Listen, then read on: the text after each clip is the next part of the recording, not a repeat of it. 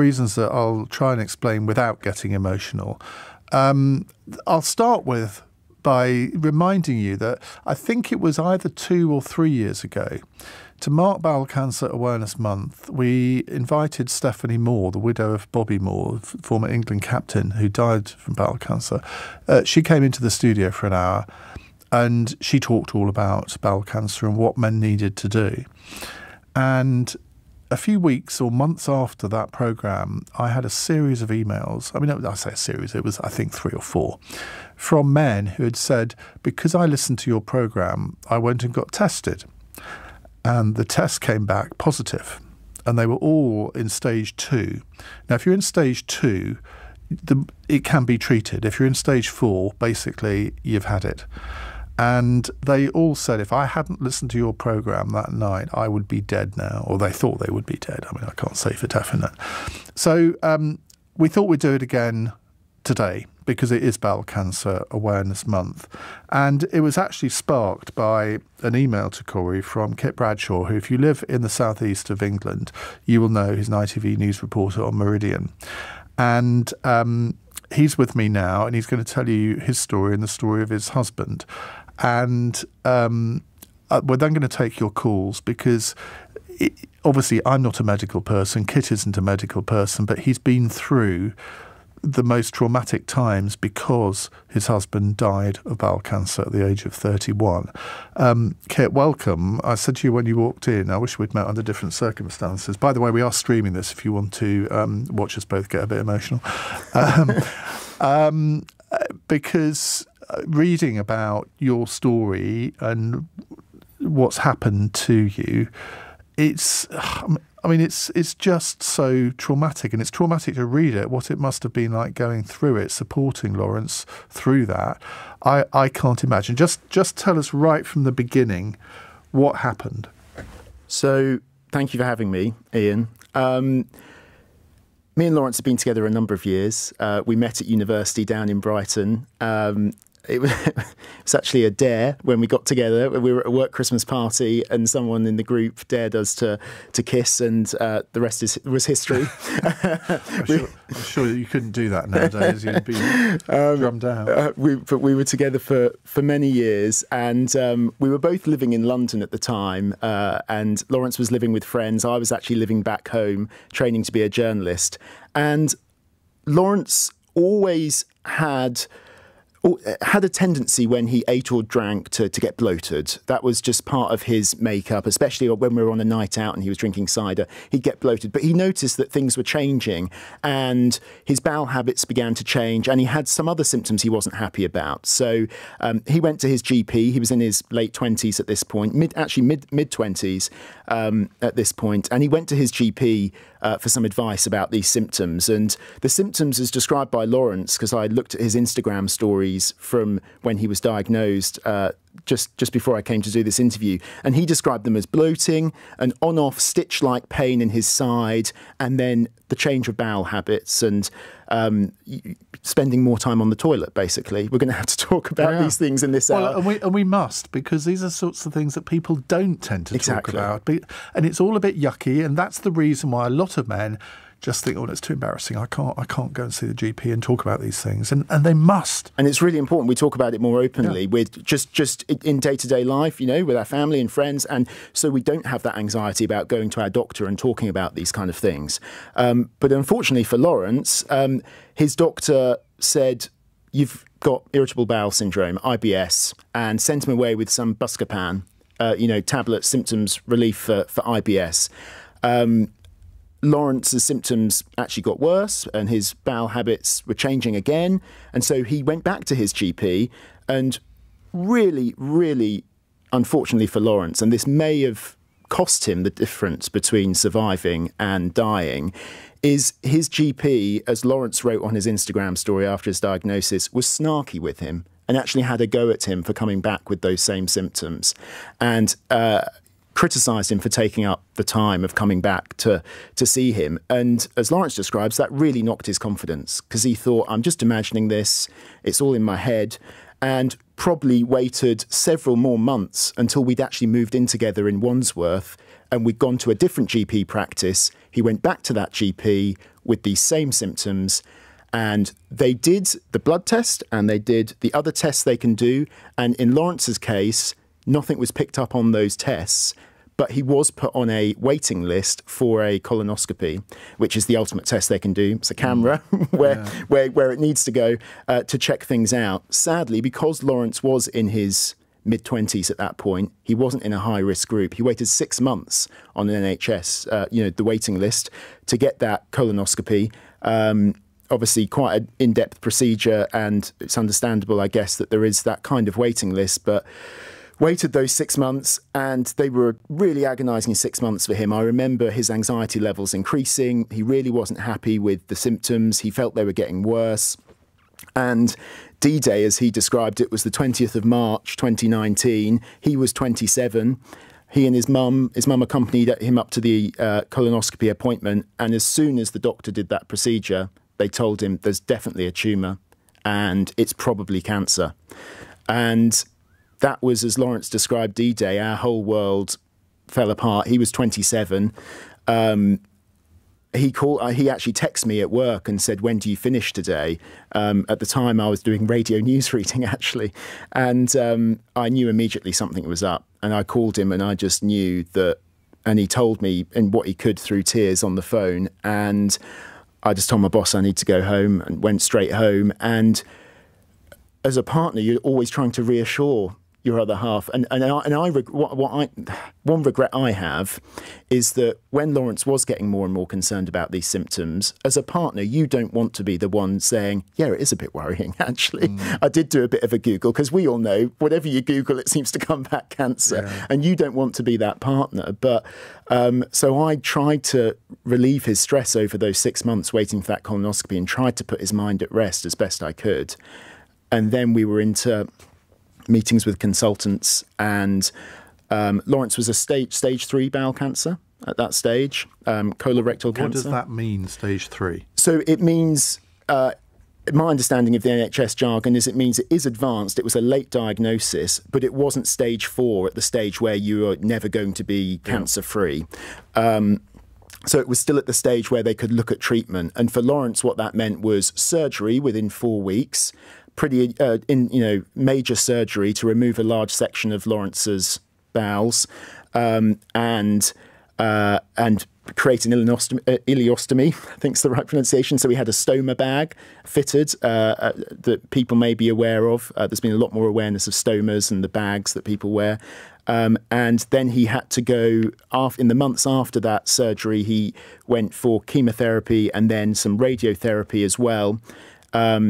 And several months after that, he actually got the no evidence of disease, is what they call it now, rather than the all clear. But, we can't detect any cancer.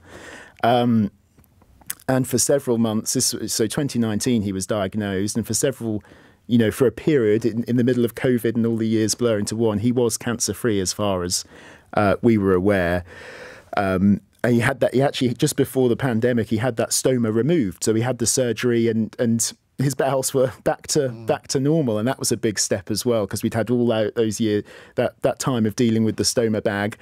We named her Sally, the stoma, because the nurses told us that that's the best way to give the stoma a name. Yeah, I'm not even going to ask why Sally. But Lawrence liked naming, coming up with silly names for things. He was a really kind, generous man, but he was very silly. And actually, at his funeral, I wrote a poem called "Silliness" because that was him. And Sally Stoma fitted that silliness and his character completely. So we said goodbye to Sally Stoma, and the bowels were reconnected. But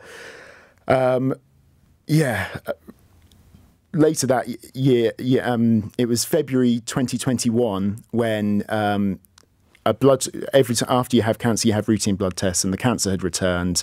And sadly, for Lawrence, it had gone to his bone. Then there was cancer in his spine, and once it's in your bone, it's, for Lawrence anyway, it's not curable. He was going to live with cancer, and sadly for Lawrence, from that moment on, it seemed every chemotherapy or targeted radiotherapy that they threw at Lawrence didn't work, and it wasn't responding. We were getting to the end of the road as far as treatments go. And despite bowel cancer being the second biggest killer in terms of cancers in this country, it doesn't have as many treatment options as a lot of other cancers. So Lawrence exhausted, the list quite quickly, and actually shared advice with Dame Deborah James over Instagram about the drugs he was on and the cocktail of drugs they were giving him at the Royal Marsden to try and extend his life. And we brought our wedding forward. We delayed it for a year because of COVID. And Lawrence said, I think we should bring this forward. And we got married in October 2021. And that was amazing. And, the best day of my life, and always will be. And 250 days later, in June last year, Lawrence passed away. And that was, the worst day of my life, and always will be, I think. And he was 31, and he was an amazing husband and boyfriend for 9.5 years, husband for 250 days, but he'll always be my husband. I'm still wearing my wedding ring now. I've got a photo here in the studio of us two on our wedding car in October 21, and I'll always love him, and his family will always love him, and all his friends will always love him. Did you talk about it a lot, or was it that thing in the background that often he didn't want to talk about it, you didn't want to talk about it because obviously it might upset him? How did you cope with all of that? I think both of our ways of coping was to just try and get on with normal life as much as possible, keep things as normal as possible. And so actually the times we did talk about it head on were really few and far between, because that definitely helped Lawrence cope with everything that was happening, especially with everything else that was happening in the world over that time, because it was pandemic, it was lockdowns. But right at the beginning, when he had those symptoms and didn't really know what it was, were you constantly on his back to take it further, or did you sort of... Yeah. I mean, I get the feeling from what you said a moment ago that you kind of think maybe you should have been more... I think I should, yeah. I think Lawrence was assertive, but in hindsight, we often, I think, try and put our loved ones' minds at rest, and that's, I think, what I was trying to do. I never dissuaded him from going to see his GP, and actually when he was saying it was IBS, I remember I was having chats about that and saying, don't think this is IBS, is it? Because none of the medication, your IBS medication you're taking is doing anything, and things are getting worse, and you're spending more and more time on the toilet. And for Lawrence, the change of bowel, we use pseudonyms like change of bowel habits. For Lawrence, it meant having a sensation when he was going to the toilet of not emptying his bowels and not being able to, and spending longer and longer. So he needed to get that, and I, in hindsight, I should have probably been more assertive. And one of the issues is there's an association with bowel cancer as being an older person's disease. But charities have, in recent years, run campaigns never too young, because younger and younger people, young people do get bowel cancer. They're not part of the national screening programs because it is statistically an older person's disease, but it means it's even more important because you're not doing those routine tests. If you have any of the symptoms of the 5 main bowel cancer symptoms, to go to your GP and really to be quite assertive, and if you're not happy, to get a second opinion or to go back. Absolutely. And of course, I turned 60 last year, so I got the free test. But even though I'm well aware of all of this, it took me 3 months to send it back. And I'm thinking, I mean, looking back, what an idiot. Now it came back clear. But I wonder what the percentage rate is of people not sending them back at all. I've got no idea. But as you say, it is seen as predominantly a male condition, although I've got a text here from somebody who says, please, dear Iain, please can it be acknowledged that bowel cancer affects both men and women? It's not predominantly a male... Well, see, you probably know better than I do, but I've always thought it was predominantly a male issue, but of course women do get it too. No, absolutely. No, I don't have the stats breakdown, but of course, Bowel Babe Dame Deborah. There are many high-profile people who've had. And Andy says approximately 4.4% of men, 1 in 23, and 4.1% of women, 1 in 25, will be diagnosed with colorectal cancer in their lifetime. Lifetime risk is similar in men and women, despite higher incidence rates in men, because women have longer life expectancy. Well, that's something I didn't know. Thank you very much indeed for that, Andy. We'll take a break now, but we'll come back to hear more from Kit in just a moment, and we'll take some of your calls too. 0345 6060 973. If you are a man who you've listened to Kit talk about Lawrence and you think, well, actually, one or two of those symptoms, I feel that maybe I should look into this. I mean, do give us a call. I'm sure Kit will be happy to talk to you about it. 0345 6060 973. It's 18 minutes past 8. This is LBC.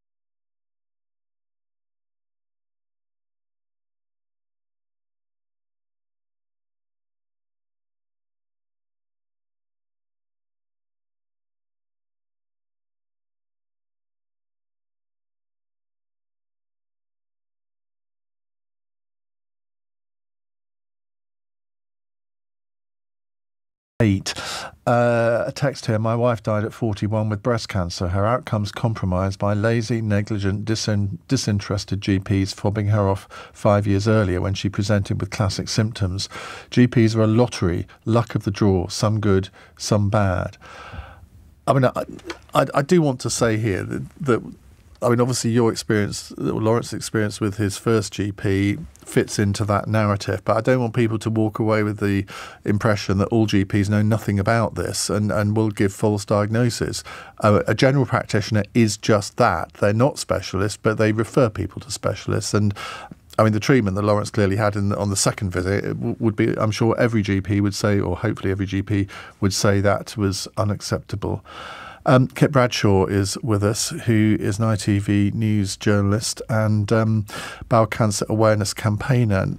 I mean, you're obviously doing this programme with me now. You're clearly comfortable about talking about it, which I think is a fantastic thing to do, because you could easily sort of hide away and not talk about it to anybody. And I suspect that when people are in this situation, that's the first instinct, that, well, I just don't want to deal with the world but you've come out to do this. What's motivated you to do it? Lawrence was quite a private person, and for many months after his initial diagnosis, he didn't post anything on social media. And he told his friends privately, but he wasn't sort of live blogging his surgery and all those kind of things.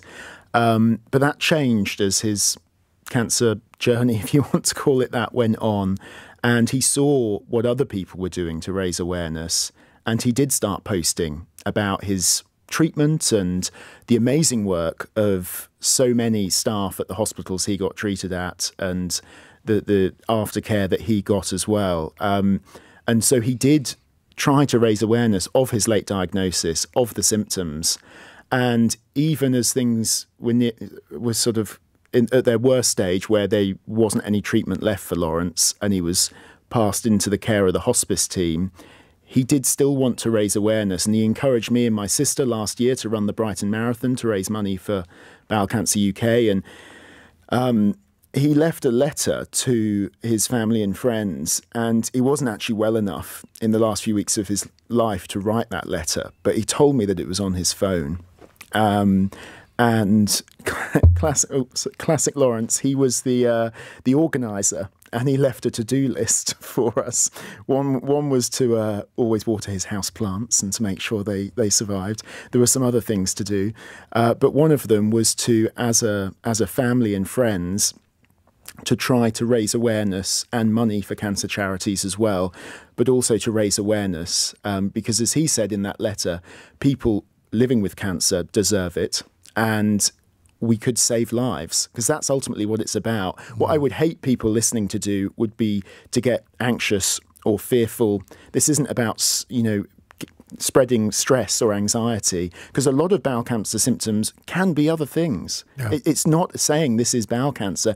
All it's saying is don't ignore it, and take it upon yourself to not ignore if you have bowel cancer symptoms, and to go and get them checked out by your GP, because the worst thing that you can do is ignore this issue. And so, yeah, that's what's motivated me to try and encourage others, because Lawrence would want that. And if anything can come about out of what happened to Lawrence, it would be that other people can get checked, because the earlier you're diagnosed, bowel cancer is treatable, and there are treatments. There's lots of treatments for it. But like with so many cancers, the earlier you're diagnosed, your outcomes and your chance of survival really goes through the roof. Lots of really lovely text coming in here. This is one saying, I've just woken up. Okay. And put the radio on. I don't know who you are, but thank you for sharing what is such a painful and emotional experience. I'm sat in the dark in tears. Put the lights on, and the tears will go away. Well, it's Kit Bradshaw, who's an ITV news journalist, that we're talking to about his experience, about the experience of his husband Lawrence, who sadly died last year. Was last year, wasn't it? It was, yeah. Do you want to get no, that it wrong? It was. I think we should go to some calls. James is in Hoddesdon. Hello, James.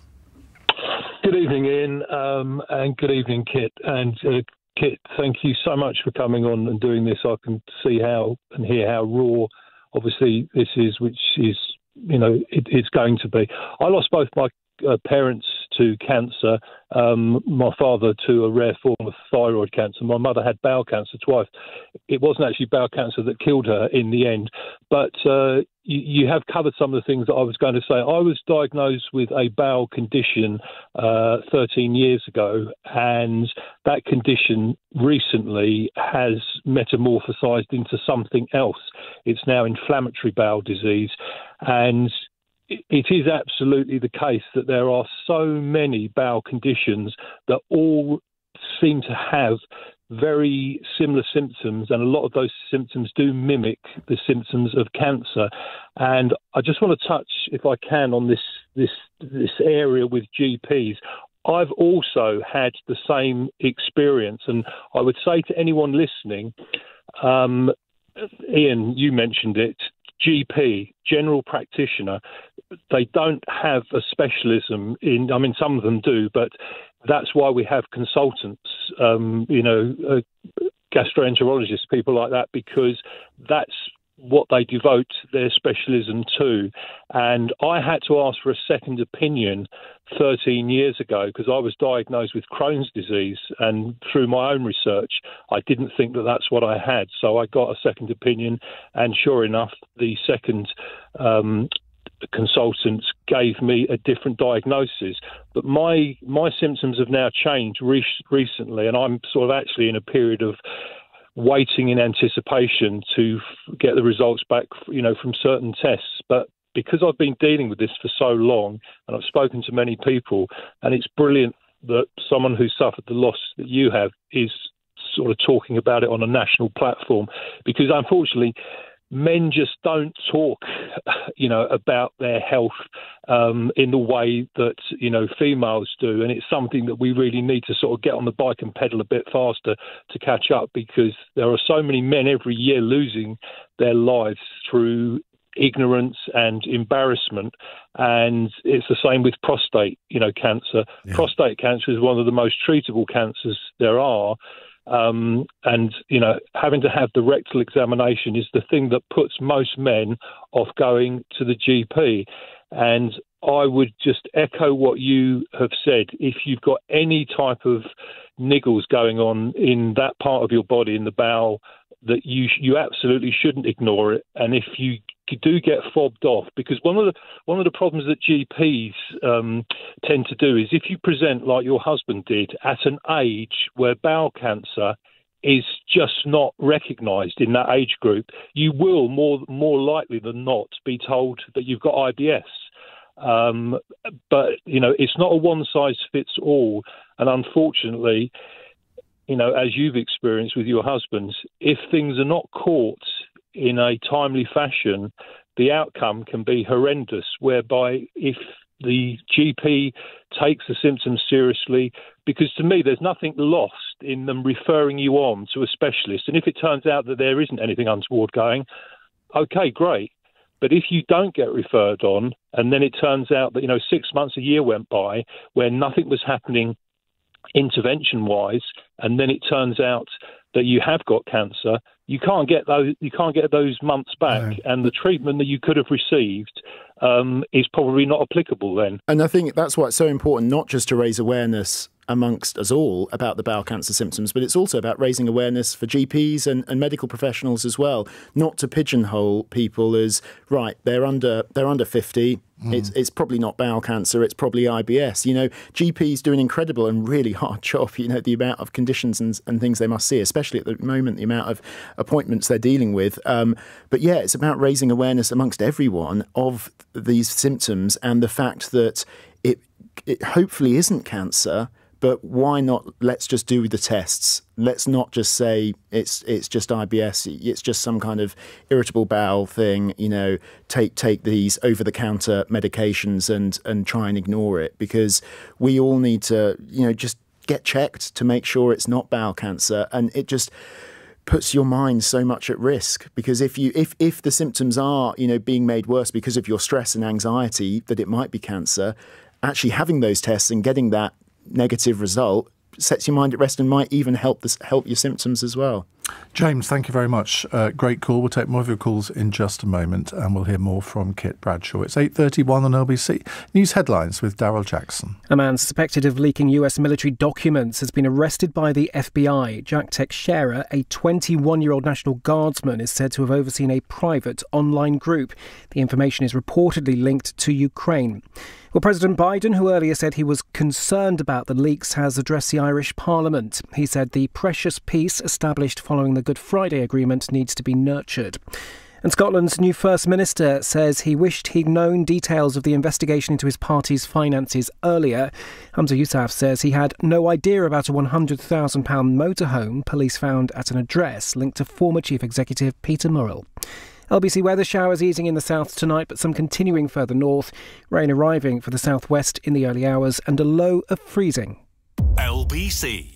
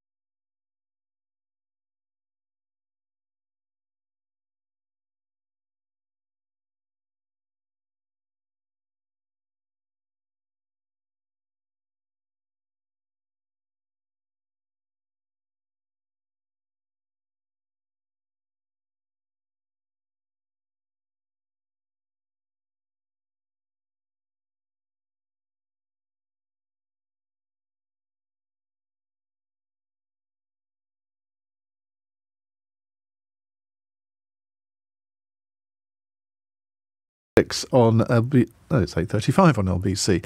We have Kit Bradshaw with us, ITV news journalist and bowel cancer awareness campaigner. We're taking your calls.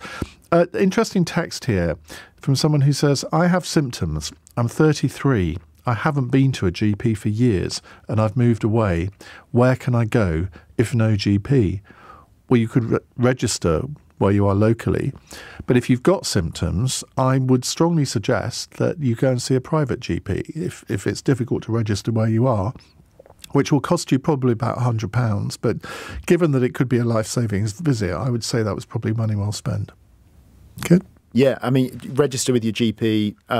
If you've got a local GP, just try and get in that system, because don't delay it any further, because the GP is just that initial consultation where they can talk through your symptoms, discuss what they think might be wrong with you, and at least then you're in the system and going to get tests. I mean, I've got friends who had similar concerns about their symptoms, and they've people can go different routes. If I know people who've got private medical insurance and they've gone through that route to get tests to put their mind at risk. But for most of us, going to your GP is that first port of call. Yeah.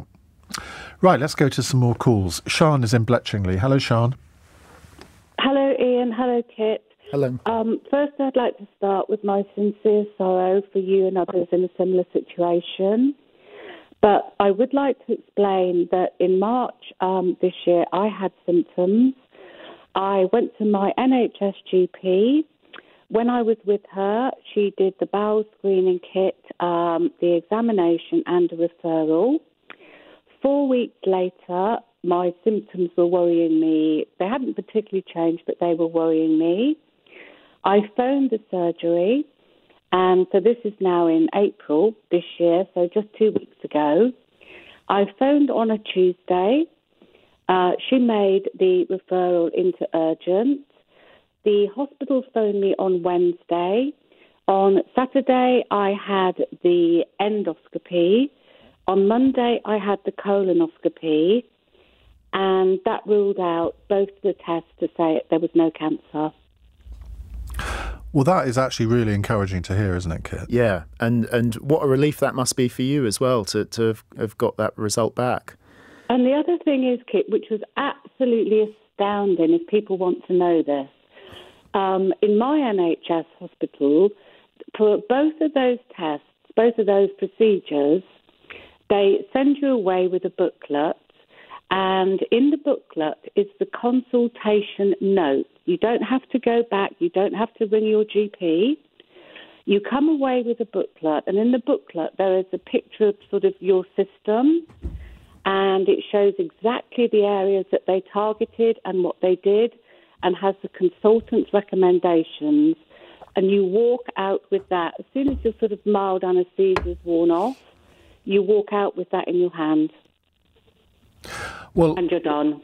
And Sian, this is how it should operate all over the country, isn't it? And if it did, I suspect that there would be a lot more people alive today than there are that have survived bowel cancer. Thank you very much. Because I think, as I said before, it is important that people don't run away with the impression that the whole system it just doesn't work and that all GPs don't really understand it. Well, Sian's experience shows that that's not right. It's a fantastic experience that she was able to get those tests so quickly. Exactly. Kieran says, I'm a GP trainee, and one of the biggest recent changes in the area of bowel disease screening has been the FIT test, or FIT test, I don't know which one, which looks for small amounts of blood in the stool. It's very sensitive for picking up serious bowel conditions. Therefore, if you have a negative test, you have a more than 99% chance that it isn't cancer, a polyp, or inflammatory bowel disease. This option wasn't available to GPs until recently, so they had to manage patients according to data on at-risk patients. That's not to excuse any bad practice, but just to put things into context. It's not an easy job, but in this area we now have a very good test that can reassure us and patients. Let's go to Jim in New Malden. Hi, Jim. Hi, good evening, Iain. My condolences. Is it Kit? Kit, yes. Kit. Hello. I sort of kind of a closer story to yours. Lost a friend. Never goes away. We were in the 20s. I'm in my mid-50s now. And The point I want to raise has been addressed by a few people. His GP ignored him for a long time, said he was just stomach ache. He got banned from 2 hospitals, saying he was an hypochondriac. It was just he was ignored. I don't know if things are still the same now. And by the time he realized that something was really bad, it was too late. It was 23. It's 30 years ago this year, and your story just reminded me of the same thing, and I just hope that people assist, if GPs as serious as they want them to be, try something else. We were all young at the time in our 20s, and all of us feel guilty because we thought that he was maybe just complaining too much and there was nothing. And then when it did, it was too late. So I'll just like to say to people, if you think something's wrong, just keep pushing. We'll never know, maybe it was never going to be cured, back then. Maybe we don't know, but we live with that guilt. Yeah. Like we wish we did more. It's 30 years this year, but it's still with you, isn't it? It's still with you. Yeah, because we were so young and we thought we were never going to die. And that's. I mean, there's so many tests now. It's so different. Back in 1992, it was a whole different world. But my condolences for your loss. The reason why it resonated was just because you said that he was 25 or so when it all started. We were in the early 20s, and but that's the thing. Just that people should not take no for an answer and keep pushing. Just keep pushing. Okay, Jim, thank you very much. Lots and lots of calls coming in. Mick is in County Tyrone in Northern Ireland. Hello, Mick. Hello, Ian. How are you? I'm very well, thank you. What would you like to say? What I was saying to your researcher, how your producer guy, I don't understand why general practitioners and people at the front end who have the patients coming to them presenting with the symptoms, I don't understand why they don't go and look immediately for the more sinister answer. My brother was fobbed off for months with having gallstones, and they're only gallstones, and take some tablets and they'll pass and they'll dissolve and they'll do this, and by the time they actually got him into testing for anything, he had pancreatic cancer and he was dead in 11 weeks. Mm-hmm. So I don't understand it. I don't get it. I don't know if it's a cost thing because it costs to put people through these tests. So I really, really, really, and at the moment I'm still extremely angry at the fact that, I don't know. I understand that pancreatic cancer is a really, really devastating cancer, and I don't know if he would have, if he'd caught it earlier, been any better or any worse. But it seemed to me like people were just happy enough to say, "You've just got gallstones, son. You'll be fine." Well, Mick, it's an interesting question. I don't think Kit and I can really respond to this. If there are any GPs listening who'd like to give us a call and explain how you... I mean, I can't really imagine that it's done on the balance of probabilities, but I just don't know. So if there's any GPs listening who would like to sort of shed any light on that, do give us a call. Let's go to Owen in Durham. Hello, Owen. Hi, you all right? Nice to speak to you both. Basically, I'm just kind of ringing in because obviously I had a very similar experience to Kit's husband. Obviously, I'd been going to the doctors complaining about pain, unusual toilet habits. I was rapidly losing weight. And obviously, I was told it was IBS. It's nothing. There's no problem. There's some Buscopan on your go. And basically, I must have gone through that for about 18 months.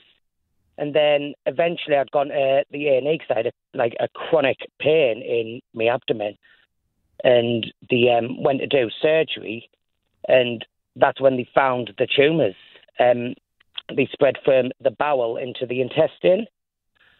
And obviously when they found them there, that's how it was discovered. But obviously I'd gone to the doctors for months and they said, it's fine. So I had all that. I had some chemotherapy. I had a ileostomy bag put in, and then had that removed at the end of 2019. And then everything was fine. I was about to start some radiotherapy, and then obviously the lockdown came. And then obviously in lockdown, obviously things had started to move again. And obviously it's back now. It's now stage 4, but luckily it's not in my bones or anything. So I'm all right. We can't just keep zapping the tumours as they pop up.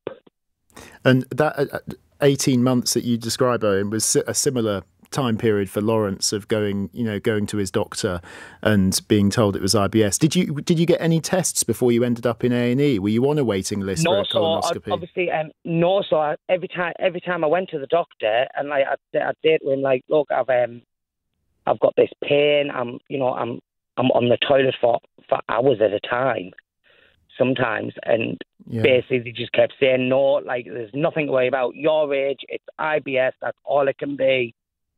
At your age. How old were you when you were eventually diagnosed? 27. Oh, God, that is the same age as Lawrence. And you've had the treatment. I'm so sorry it's come back, but it sounds like you're getting treatment. Yeah, but this is like, this is the other point I want to make, kind of like, essentially, like, we're getting lucky every day, obviously, so it's like, it's because of the treatments I've had that I'm kind of where I am now, like, so, yes, I'm living with it, but it's not any immediate danger, but like stuff like, so for example, like a drug I take now didn't exist 5 years ago. Yeah. That is interesting, isn't it? The advances. I mean, we heard there from the trainee GP about the different things that GPs have now got.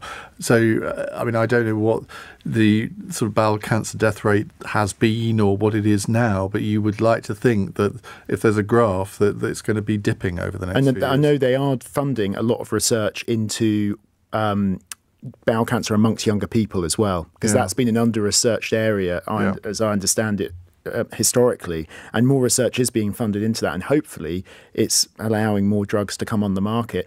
Iain, can I just go through the symptoms? I know we've spoken about Lawrence's symptoms, but just to the 5 symptoms that are, as Bowel Cancer UK lists them, it's really important, and because it's Bowel Cancer Awareness Month, they're talking about it as the high 5 that you really need to know, and we've spoken about most of these, but the 5 symptoms, common symptoms of bowel cancer are, number 1, bleeding from your bum or blood in your poo. We've spoken about that. Number 2, a persistent and unexplained change in bowel habits. Both Lawrence had that, and I think Owen just described that as well. And he said he could be on the loo for hours. Yeah, and that's how Lawrence was when he was waiting for that in that 6 months. I remember him being, it might not have been hours, but it definitely felt like hours when I was in the other room. Probably did to him as well. I bet it did. Number 3 is unexplained weight loss, and that was just mentioned. That's not a symptom Lawrence had. But again, these are all symptoms to think about.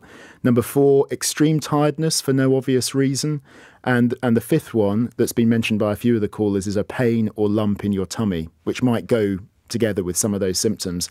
So it's any of those symptoms are the ones to look out for. And what's really important to stress, which probably touches on what a lot of the callers have mentioned about why don't GPs look for the worst thing, is that most people with any one of those 5 symptoms won't have bowel cancer. But it's getting them checked that's the most important, because they can be so many other things. Yeah, well, that is interesting. A GP has texted in to say, I see 3 or 4 patients with these symptoms every day. Yeah. If we referred all of them for hospital investigation, the system would be flooded quickly, and those with cancer would end up waiting longer for investigation and diagnosis. No system is perfect, and we're being increasingly taught about bowel cancer in younger patients. Which is really important, and raising that awareness amongst GPs that it does affect younger people is so important. And that's why it's important too, to, if the symptoms persist, to go back to your GP and not to wait too long. More of your calls, more from Kit in just a moment. It's 8:49 on LBC.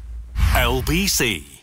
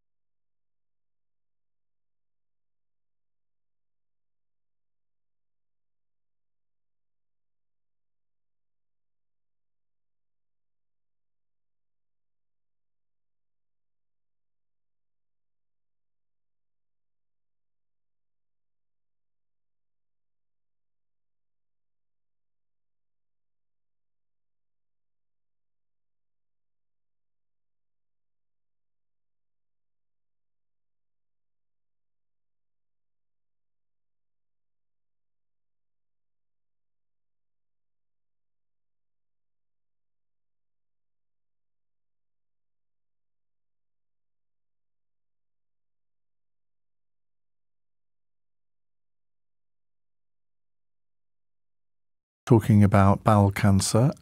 Let's go to Richard in Bridgend. Richard, I asked GPs to call in, and you are one, I gather.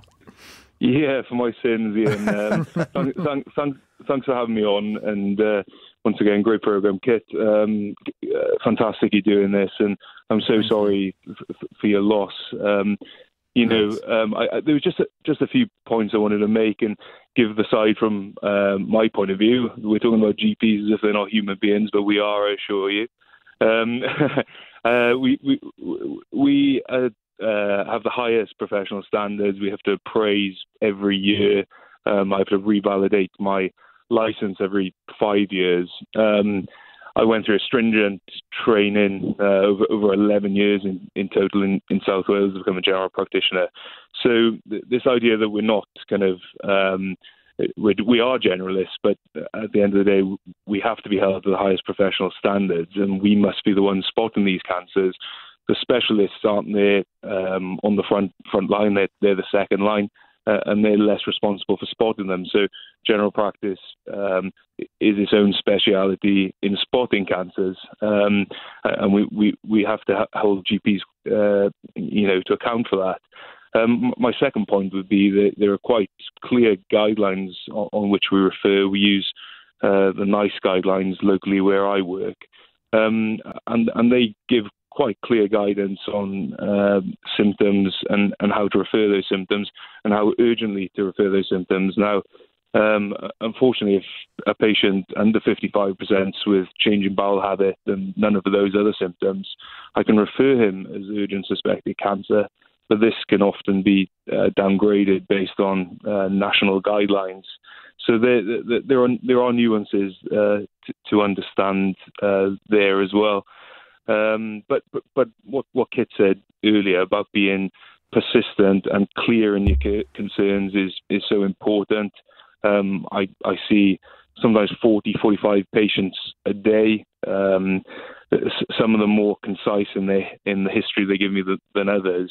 And when you present to your doctor, if you can just really outline your concern, your specific concern, I think that's really helpful in getting accurate diagnosis or reassurance as well. And Richard, this wasn't an issue for Lawrence when he was going to his GP, but I think it's almost especially important now when in many parts of the country lots of people are struggling to get GP appointments, that people don't just think, oh, I can't get an appointment, so I'll put it off. And actually, because some of these symptoms are quite easy to dismiss, it's even more important that people do get that appointment booked in and do go to their GP. And like you say, Richard, are very clear in that time-limited appointment to get across what their symptoms are and whether they've changed or they're getting worse and how long they've been there. Would you agree? Definitely. And first of all, it's down to the doctor to elicit all that, and the responsibility is purely on me for that. But certainly if you can be clear with your concerns, I think I'm worried about cancer, for example, that can be really helpful, and I can address that quite directly. Yeah. In terms of appointments, super difficult. I promise you, there's a lot of hard work going on, and recruitment is a struggle also. What I'd say, there's always one GP on call during the working hours of 8 till 6:30. If it's urgent and you feel it's urgent, simply state that, and you should always get an on-call duty doctor ringing you back. That's certainly how it works in our surgery. If a patient feels their issue is urgent for today, we'll ring them back, and that's where the kind of being assertive comes into it again. We're dealing with an under pressure NHS, so a little bit of responsibility goes back to the patient to show assertiveness, and that's why these kind of programs empower people to do that. Richard, thank you so much for calling in. I want to squeeze in Shanaz in Croydon before we have to finish at 9. Shanaz, tell us your story. So my mum's, this is about my mum. She's 73 years old. It started off with just vomiting, diarrhea, and it went on for about 3 or 4 days. So I thought, let me just take her to A&E in Croydon, University Hospital, and in a space of 7 days, I did 5 visits in A&E, and they kept on sending her back with anti-sickness pills, or they'd put her on, fluids and this and that. And then eventually I took her to a different hospital. and they picked it up straight away with her bloods. And they did exactly the same thing that Croydon was doing. They admitted her in straight away, had a CT scan. She had a large tumour in her large bowel and several other tumours. They told us that they couldn't operate. And because she hadn't eaten for about 3 weeks, she'd become very weak over this time. And they said she couldn't have chemotherapy, she couldn't have any treatment. And now I just literally left my mum at the hospital, and we're bringing her home tomorrow for palliative care. I'm so sorry, Shanaz. And this has all happened within 5 weeks. And it's so difficult to cope with, isn't it, when it's happened so quickly? Yeah, but I would say in the last few months, Mum hasn't been very well, and I have been taking her to the doctors several times, loads of blood tests. I mentioned that she had loss of appetite, and they said it's because of her age, or there was always some excuse or something.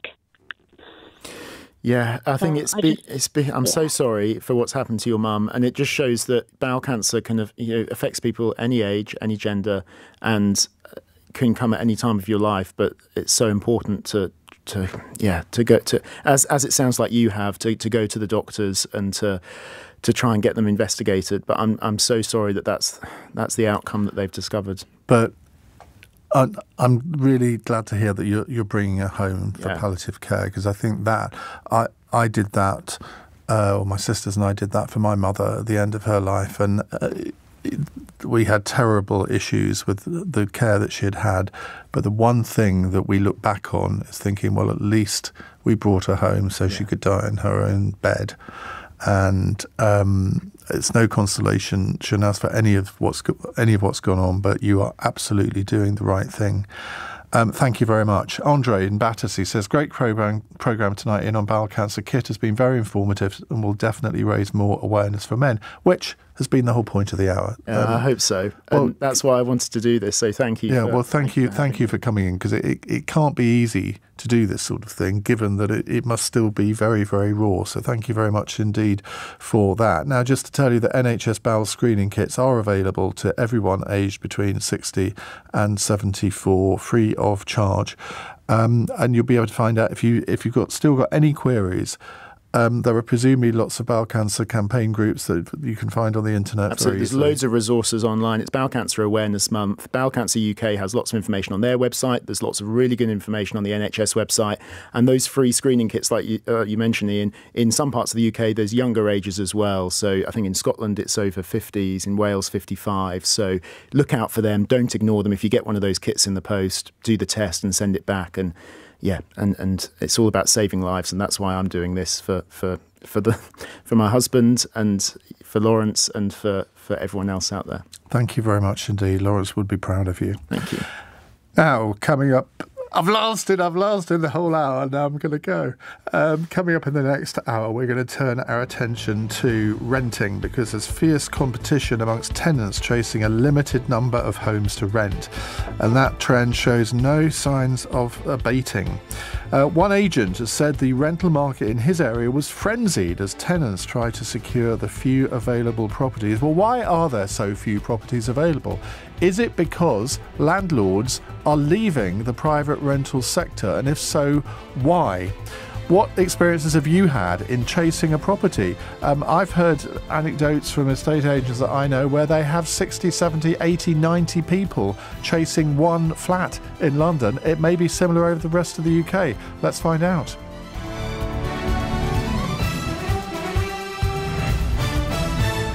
On your radio, on Global Player, and Play LBC. Leading Britain's conversation. This is LBC. From Global's newsroom at 9 o'clock, a 21-year-old National Guardsman has been arrested over the leaking of classified US documents relating to the war in Ukraine. Jack Teixeira is a member of the intelligence wing of the Massachusetts Air National Guard. His Pentagon spokesman, Brigadier General Pat Ryder. We have rules in place. Each of us signs a non-disclosure agreement. Anybody that